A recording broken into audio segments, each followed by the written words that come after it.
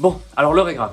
Tu as besoin de clients et je sais que c'est le truc le plus difficile pour tous les entrepreneurs. Et aujourd'hui, on va voir ma méthode redoutable pour trouver des petits premiers clients en 30 secondes chrono. Et je sais, c'est même pas une blague. Ça peut paraître un peu marketing, mais c'est pas une blague, ok? Pour ça, on va utiliser deux canaux. On va utiliser les mails. Je vais te montrer comment récupérer les emails en même pas 2 minutes. Et Instagram, parce que le reste, ça marche pas. Le reste, c'est de la merde, ok? Alors, étape numéro 1, on va rédiger ton message. Donc, première chose, je ne veux pas avoir de pavé. Ça veut dire les trucs comme ça. Donc là, machin, qu'en penses-tu? Le mec, en fait, on sait même pas ce qu'il fait. Qu'est-ce que c'est que cette merde? Ça, c'est pareil. Là, c'est dommage pour essayer des irrégularités. Bah, si j'envoie assez de mails, connard, ok? Déjà, tu me frustres et en plus, je sais pas, il y a n'importe quoi. Troisième chose, la nana qui envoie ses posts comme ça en message privé. Des posts comme ça, j'envoie des dizaines par jour, donc j'ai pas besoin que tu l'envoies, ok? Si j'ai envie de le voir, je le verrai. Donc, je préfère te prévenir, tout ce que tu vois sur YouTube, c'est du bullshit, c'est de la merde. Les trucs en mode, ouais, faut faire une phrase d'accroche, faut faire machin. On n'est pas en copywriting, on s'adresse pas à une audience, on s'adresse pas à la masse, on s'adresse pas à une communauté, on s'adresse à une personne en particulier. Donc voilà un petit peu le message que j'ai rédigé. Première chose, formule de politesse. La politesse, c'est important. On sait à quel point les gens aujourd'hui sont des connards. Donc la politesse c'est bien, ok? Surtout en France, on y est très attaché. Donc ensuite, il faut montrer que tu es un expert. Donc on utilise les bons mots, on utilise expert, spécialisé. Là ici, j'ai mis coach et infopreneur. On montre qu'on est spécialisé. Quelqu'un qui s'adresse à tout le monde aujourd'hui s'adresse à personne, ok? Donc on montre qu'on est spécialisé. On montre que on va pouvoir résoudre la problématique bien précise de cette personne-là. On montre qu'on a de l'autorité. Donc là ici, moi j'ai mis le nom de mes clients. N'hésite pas aussi à mettre le lien ici de leur chaîne YouTube ou de leur site internet. Pourquoi? Parce que tes clients, on les connaît pas forcément. Ça veut dire que demain, si je te demande qui est Monsieur Rodolphe, tu vas me dire ah mais je sais pas. Bah oui forcément. Le mec il est hyper connu en immobilier. Ça veut dire que demain, si tu fais pas d'immobilier, tu le connais pas. Aussi deuxième chose, si jamais tu n'as pas de clients, ce que tu peux faire, tu mets en pièce jointe. Moi en pièce jointe, j'avais mis ma plaquette commerciale. Mais toi, ce que tu peux faire en pièce jointe, c'est mettre ton travail. Et ne mets pas du travail de merde. Si t'es monteur, ne mets pas ton pire montage. Si t'es monteur, mets un super truc, le meilleur que tu puisses faire, d'accord? Et si tu fais que de la merde, bah améliore-toi en fait. Et ensuite un CTA, c'est tout. Donc ça, tu peux mettre ce que tu veux, Calendly, numéro WhatsApp, ce que t'as envie. Il y a deux choses que je veux pas voir. Première chose, les fautes. Les fautes, c'est vraiment à bannir. Aujourd'hui, tu as aucune excuse. Tu as plein d'outils. Tu as Word, sur lequel je suis actuellement. Tu as Google Docs, tu as des extensions Chrome. Tu as, je sais pas, ta mère, ta prof de français, j'en sais rien. Je m'en fous, tu te débrouilles comme tu veux, mais tu ne fais pas de fautes.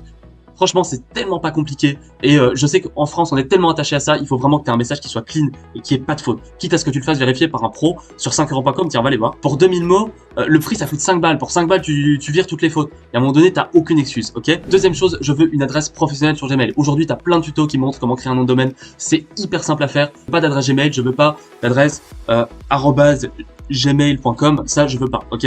Ça c'est à bannir complètement, ça c'est de la merde, ok, d'accord? Et pareil, je veux pas de compte perso sur Insta, ça veut dire que le compte où tu montes tes photos de vacances, ça on peut s'en passer. Tu fais un compte professionnel, propre, tu mets 2-3 publications qui sont relatives à ton activité, même si ton compte il a 20 abonnés, ça fera toujours plus pro que tes photos de vacances. Ensuite, tu vas récupérer le premier document dans la description, celui de prospecting. Donc maintenant tu ouvres mon document et première chose que tu vas faire, tu vas chercher ta plateforme préférée pour aller récupérer les gens.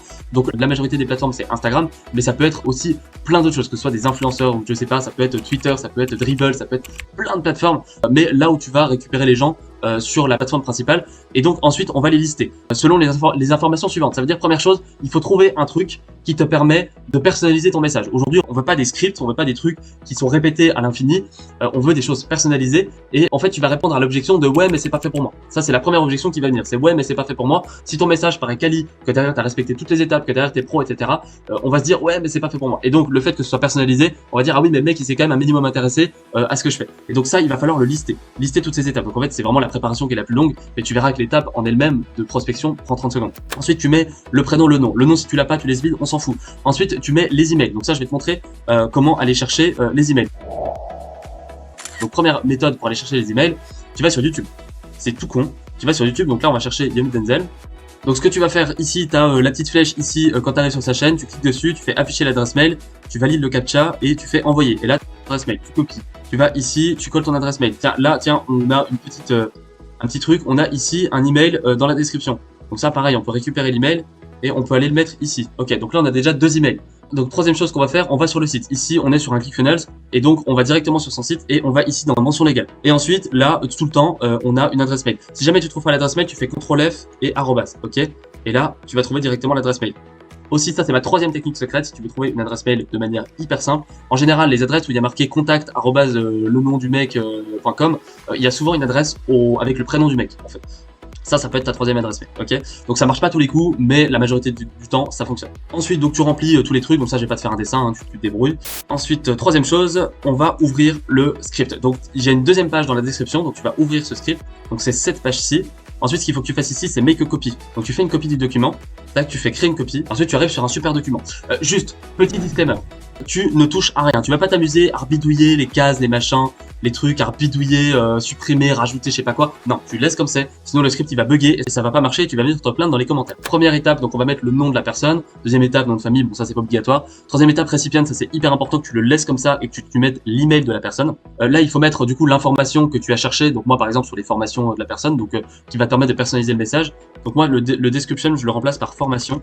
Et oui, par contre, du coup, on a trouvé plusieurs emails, mais tous les emails, il va falloir les envoyer un par un, d'accord? Donc ensuite, il faut te connecter sur ton compte mail professionnel. Donc moi, je l'ai pas fait, mais c'est pas grave. Et ensuite, ce qu'il va falloir faire, il va falloir rédiger ton message comme si tu allais l'envoyer. Sauf qu'il faut qu'il apparaisse dans les brouillons, ok?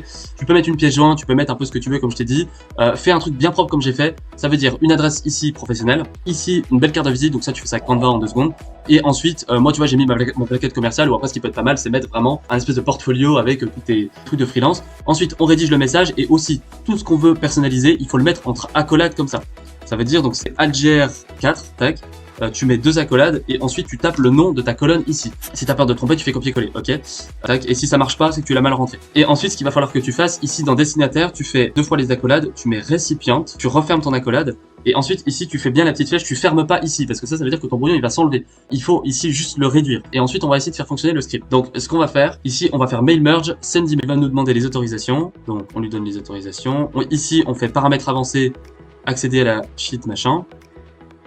Ensuite, on fait autoriser. Et là, il a les accès. Ensuite, il va falloir relancer le script. Première chose qu'on va faire, avant, on va rouvrir ici notre brouillon et on va copier le truc. Là, tu fais mail merge, send email. Là, il va nous demander l'objet du brouillon qu'on a copié précédemment. On colle et on fait OK. D'accord? Et ensuite, là, il va nous envoyer tous les mails.